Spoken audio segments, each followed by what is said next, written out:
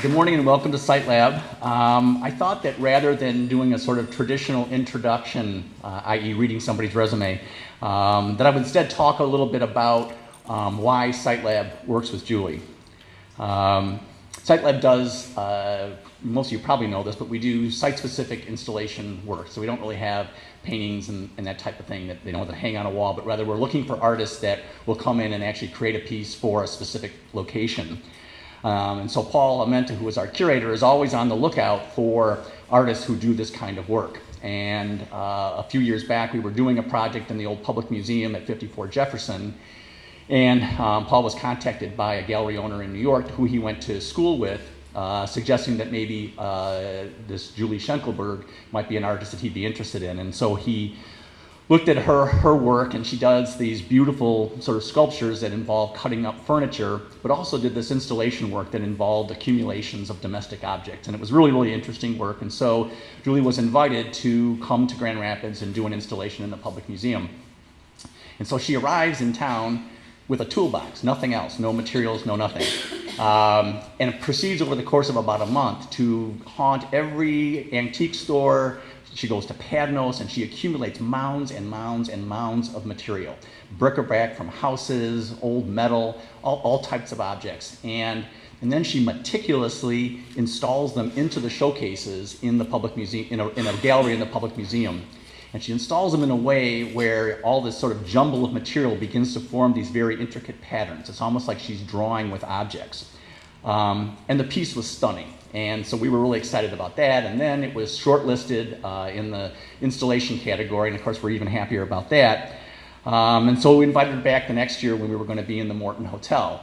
And if you saw this, you walk into this old grand hotel and there's this enormous lobby, this grand old lobby.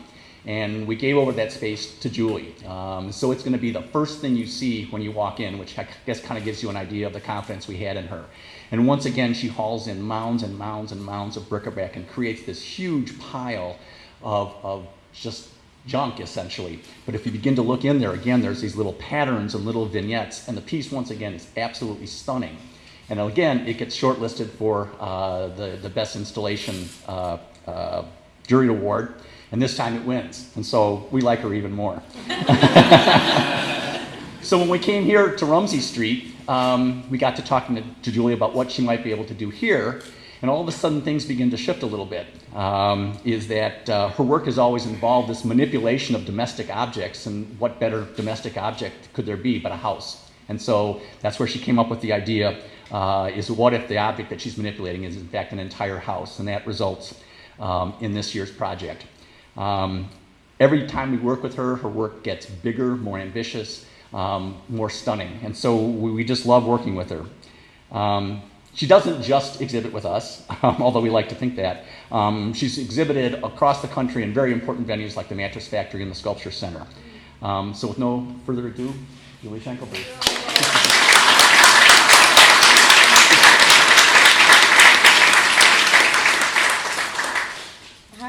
This is so fun, and I have a soft voice, but you can hear me, right? Okay, so I'm going to show you my body of work that I've made in the last 10 years, but before I start talking about that, I want to talk about myself as an individual. And since your theme this month is magic, what does art mean? It means magic. So my practice is very intuitive. I mean, there are all types of artists. But for me as an artist, I'm going to talk to you from my heart and my intuition. So sometimes my voice might waver a little bit, talking about my personal practice and who I am, but I'm very solid in what I'm telling you. So I'm going to tell you about my personal identity. Where am I from? I was born in Cleveland, Ohio, and I moved to New York. I lived there about 9 years.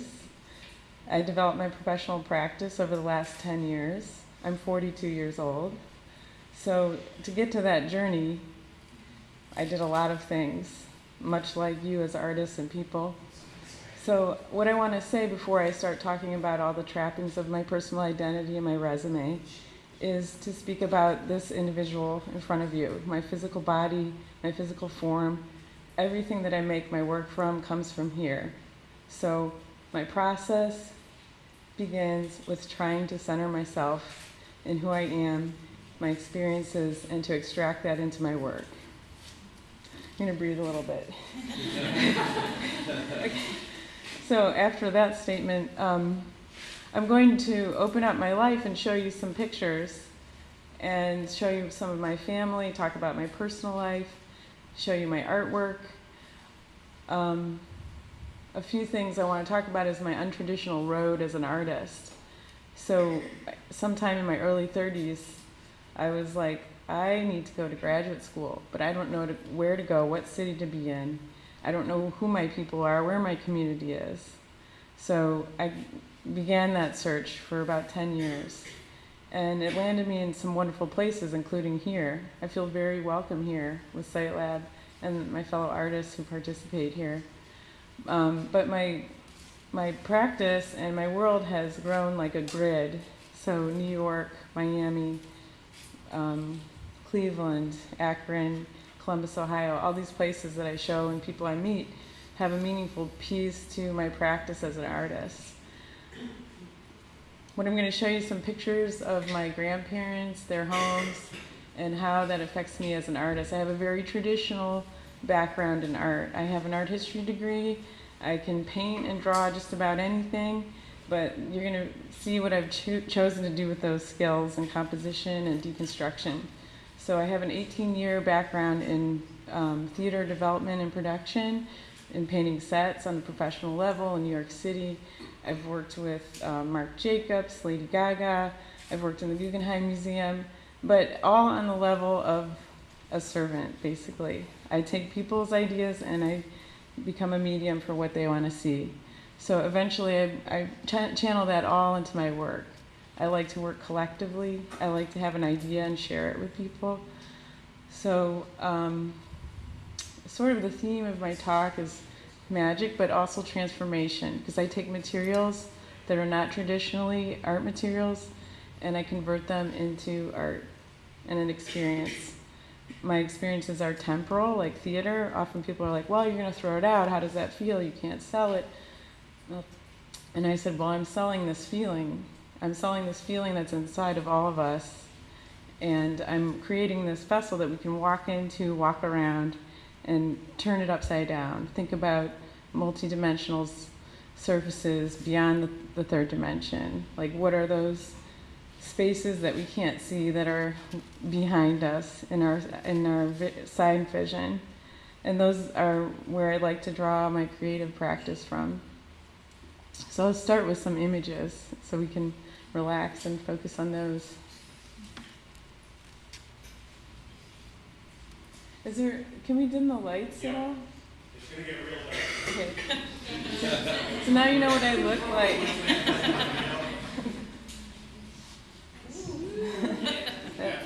Okay, that's my name. These are my grandparents. These are my maternal grandparents. And I just think it's a wonderful picture. You know, you always imagine your family, you never know them when they're young. And so I think about these two people.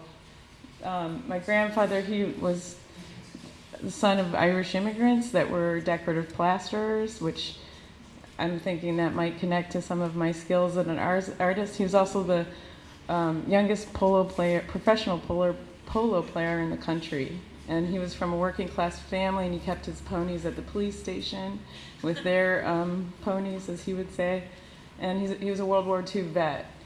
And my grandmother, she was the daughter of Irish German immigrants, and her mother died when she was like 10 years old. So I feel like that sort of plays into also my accumulation of objects and domesticity and figuring out the feminine and how that works in the home by having a missing great-grandmother. So that goes several generations into my upbringing. So this is they just got married. They're in the car, they're going to drive away to their honeymoon. So there they are. And I like to show this picture. This is in Cleveland.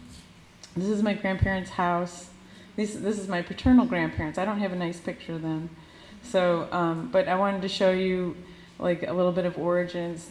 I spent a great deal of my childhood in this building. And this is just the back of it. It's very traditional colonial front. And just how it's like added on to, I was fascinated as a child, and you can imagine like me and my 38 cousins getting lost in that building. And it was never, you can't really keep a structure like that in good shape. So, especially when you have 10 children, which was my father's background. So the interior of this house really affects my palette and how I think about object. And so I wanted to show you that. This is me 10 years ago when I didn't know I was really a sculptor. That's my first little sculpture in the background. This is in France. I was doing a residency for 5 months in Brittany. And that's really when I was like, I think I'm an artist. Like, this is my first installation, which I call my first installation. This I did in graduate school at the School of Visual Arts in Manhattan. And I was still making these little paintings. And I had a professor who was like, "You're not very good at painting." I said, "No, I am, really, I am. Look at these." And so then I started doing this other thing, and then everyone was like, "We've never seen anyone do that to their studio." So I thought maybe that was a good thing, and I always sort of followed that voice. It was like, oh, no one does this? Okay, I'm going to keep doing this. This is also an installation that time. It's like, it's a chair, and it's about accumulation. It has china. I was just drawing from the visuals of my large family, like holidays, thinking about that punch bowl with the really sick, syrupy punch in it, and it being hot and like crowded. So I took the beauty of that and also combined it in sort of this brutality at the same time. This is the back of one of my early pieces. These are hard to see because I was really using a lot of white. This was my first show in Manhattan. This is the front of it. So I started doing larger and larger pieces. What I did with this piece was I constructed a hallway that sort of mimicked one of the hallways in my grandparents' home, and I began to deconstruct it, thinking about deconstructing family identity, understanding spaces, the energy that exists over accumulated time in that space, releasing it. And over time I realized that my work is about releasing and transforming the energy that exists in space and object. It's another smaller installation because I had a pretty small studio in New York. So this is the back of it, and it's my studio in New York. I had categorized windows, doors, rubble. So they're kind of like a little hallway of each thing. And I would be called up to do a show, and I'd sort of do a little mock-up in like a 5x5 space in this 15x9 studio. And then I would get a truck, and I'd load the truck up and take all my material, and then it would become an actual object in the studio, in the gallery.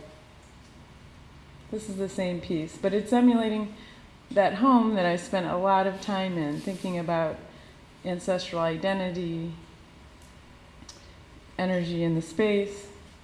There's like black spindles that represent the fancy stairway going up. There's marble that's been manipulated and broken. That's a dining room table on the side there. And as a kid, I always wanted to break things and drill into. My mother said I would take a paper clip and unfold it and etch into the piano. So that's like that. She's like, what am I going to do with this kid?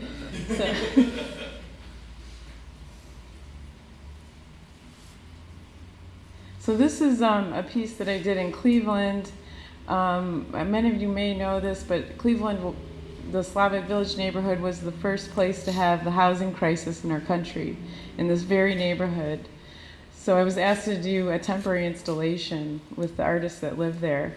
And this installation I did in maybe 5 hours. They collected materials for me in this neighborhood.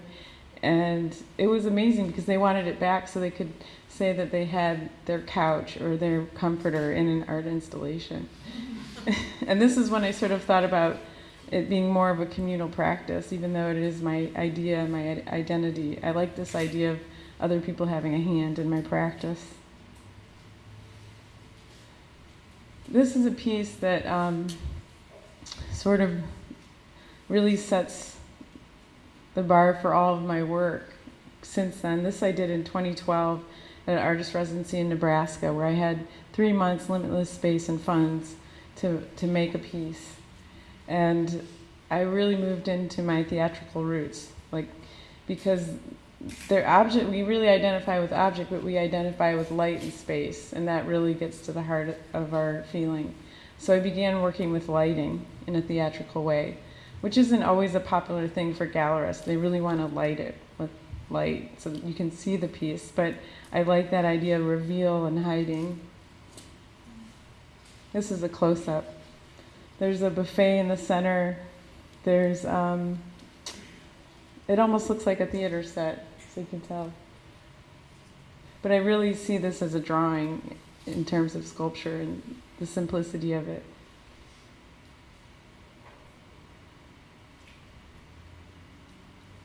This is the piece that Tom Clinton was talking about that was in the Morton Hotel.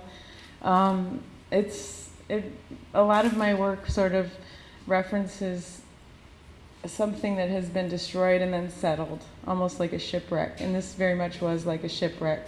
And there's pieces in there that I found on the streets of Grand Rapids in dumpsters, people's garages coming down. I'm really not afraid to go into any structure or dumpster out there if I need that color or that surface. And the sales were donated to me too. Those were actual sales. But you can see here there's like jars and things. I think about preserving my family legacy, or thinking about how there are so many actions to preserve a home and to make people comfortable and what that means. And this is a piano that was in the Morton that they said I could use it, but I couldn't destroy it. So I draped it in fabric and metal from Padnos. This is another view. Someone donated briefly a submarine ladder that's in Muskegon. They let me use this submarine ladder. So to me this becomes a painting when it's photographed. It's shards of glass, marble, plaster. So this, I wanted to show this picture because this is how my palette begins a lot. These are all objects that were familiar to me as a child, thinking about my family trying to accumulate object to maybe solidify their class, or to the image of moving up the class ladder with gold-rimmed cups or faux crystal glasses. But they're all really beautiful to me, but at the same time they symbolize this unattainable pressure. So this is at the Mattress Factory Museum in Pittsburgh. And I just wanted to show you the process. So this is, I build these false walls in front of the real walls to show this in-between space. So this is the before, and this is the after. This is also has period wallpaper that was from the same company that my grandparents had in their house when they moved in. It was 1910 wallpaper. And I found the same company and had them reprint it. This is lath that I extracted from homes in Pittsburgh, and then I make faux lath walls. And I was really excited about the house here because I didn't have to make lath walls, I just had to extract the plaster off of it. I'm just going to go through some of the process pictures.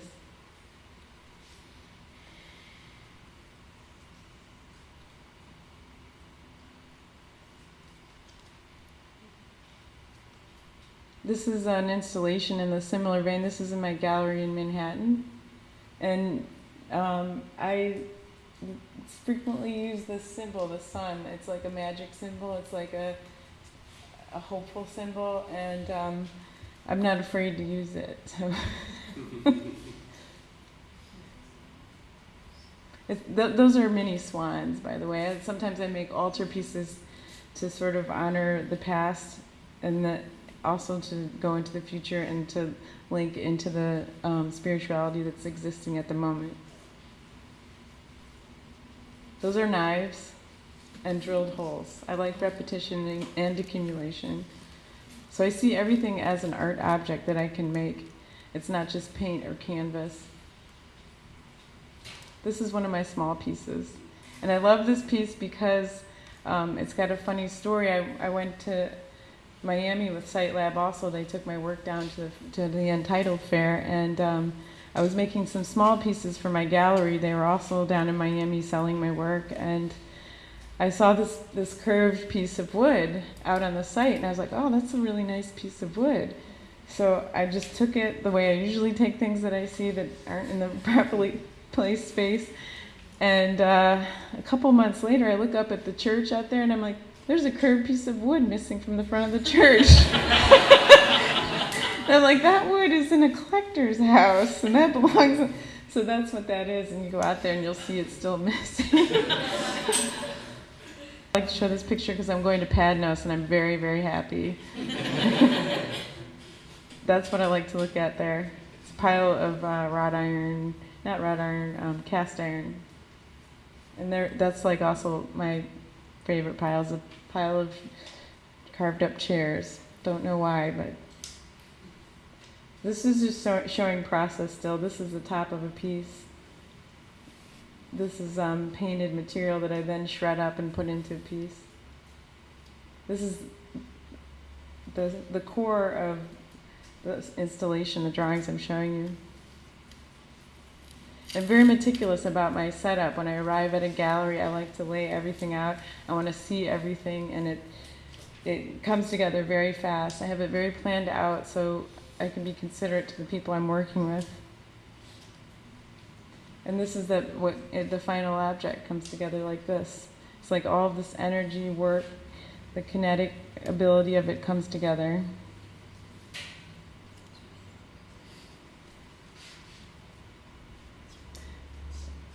I was working with students at the University of Akron, and I had them make an installation with my materials, but in their idea.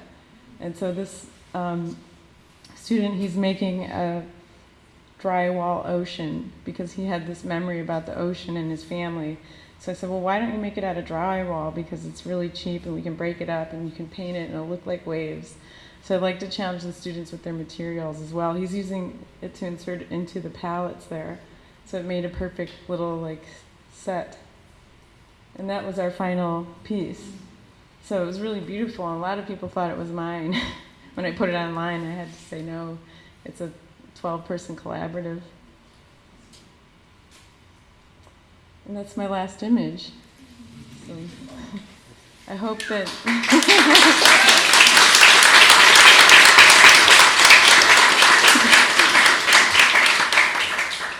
I think I don't have to say anything else. So I'm totally open to any type of question. I don't know how much time we have. Yeah, we have time for questions. I guess, well, I'll let you actually. I can project sometimes. So I think my question is, what inspires you about being in Grand Rapids now, and what's kind of your favorite way to work here versus how you had to work when you were in a bigger city and probably couldn't have access to a big truck or easy access to good places. Well, the wonderful thing about having a basis in New York was I saw my willingness to do this practice and how difficult it was, and whatever there was, I just figured out a way to do it.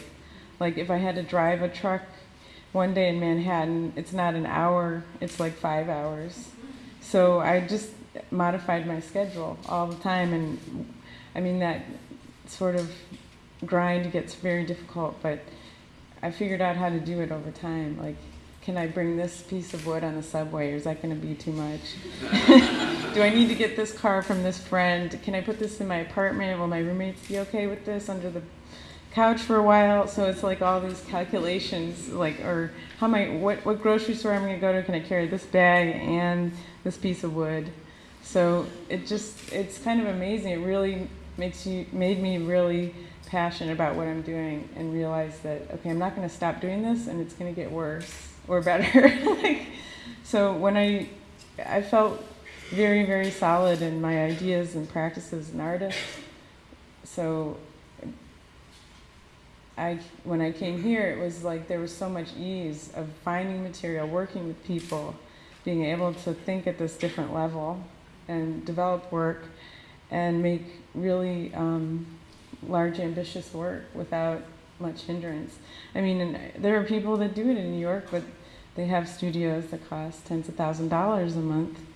And why can't I be like that somewhere else to make high quality work? You talk a lot about the energy going into a piece.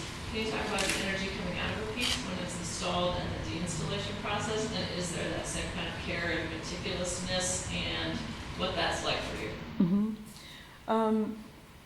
The energy that I put into the piece is something that I feel that each object that I pick is having that residual energy in it all combined, that it makes this kind of vibration. And a lot of times people tell me that when they come into my work, they feel a total calmness, although it's completely chaotic. And I like to think that it kind of combines into this massive ball of containment that has one like sentence to it, or one symbol. I can talk about my work, but I very much feel like the power of symbol is even more important. But it's truly part of my practice. I used to resist, like thinking that I'm wasting so much time organizing my materials, or I'm wasting time treating them with care or not care. But that all becomes a part of the process. And the de-installation is just as important. Like the material gets all laid out again. We figure out how to pack it and then carry it and then where it will go. You talk a lot about transforming from history and painting and theater. So do you see yourself doing installation work for the next 10 years, or what's the most rewarding part of that for you? I love showing environment. I love putting our body in environment and feeling like when we walk out into nature, that feeling, and I'd like to think I can recreate that in a very small scale. So I feel that I'll continue to create temporal environment. Hopefully, sometimes I get tired of making things that are very heavy, just because everything I do, I'm very involved in the labor. Like I'm, down to the last minute, and there's a lot of people that help me too. And I sometimes think, oh my God, I'm going to make them lift that thing. It's so heavy. So my practice gets more and more refined, but I think I will always do installation. You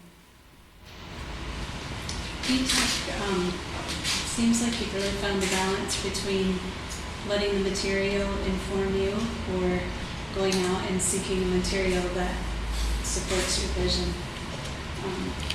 What is that balance like, and do you wrestle with it?